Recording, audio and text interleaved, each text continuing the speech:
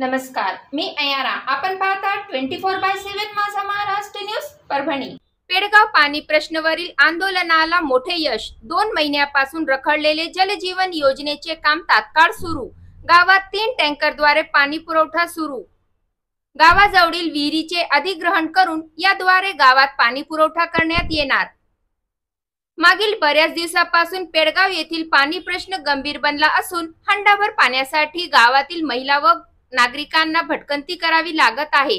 याच प्रश्नावरून काही दिवसापूर्वी पेडगाव येथील ग्रामस्थ व महिलांनी ग्रामपंचायत कार्यालयावर घागर मोर्चा काढला. ग्रामपंचायत प्रशासनाने कुठलीही उपाययोजना न करता उलट आंदोलकांवरच शासकीय कामात अडथळा आणण्याचे गुन्हे दाखल केले. यामुळे गावकऱ्यांमध्ये संतापाची लाट पसरली होती. आज दिनांक 1 मे 2025 रोजी गणेश देशमुख यांनी जाहीर केल्याप्रमाणे पाणीच्या टाकीवर चढले व पाणी प्रश्नावरून पाण्याच्या टाकीवरून उडी मारून जीव संपविण्याचा निर्धार बोलून दाखवला.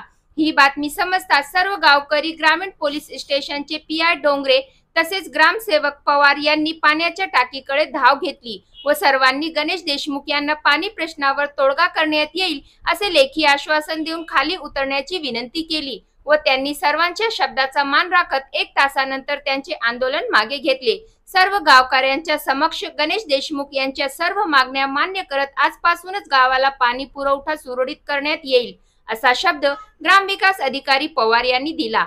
ग्रामपंचायत कार्यालयात झालेल्या बैठकीत ग्रामपंचायत सेवक राजेश नंद यांनी आपल्यावर दबाव टाकून आंदोलकावर खोटा गुन्हा दाखल करण्यास भाग पाडले असे पोलीस अधिकाऱ्यांसमक्ष सांगितले.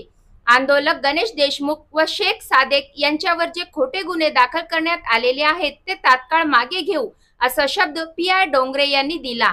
या प्रसंगी शिवसेना उपजिल्हा प्रमुख सुहास भैया देशमुख, राजू काका देशमुख, अब्दुल हफीज, ग्रामपंचायत सदस्य विलासराव देशमुख, अभय देशमुख, मोबिन कुरेशी, शेख खलील, संजय गायकवाड, तात्याराव वरकड, अनिल असोरे, श्रीधर देशमुख, शेख सगीर, शेख सादेक सह ग्रामस्थ मोठ्या संख्येने उपस्थित होते.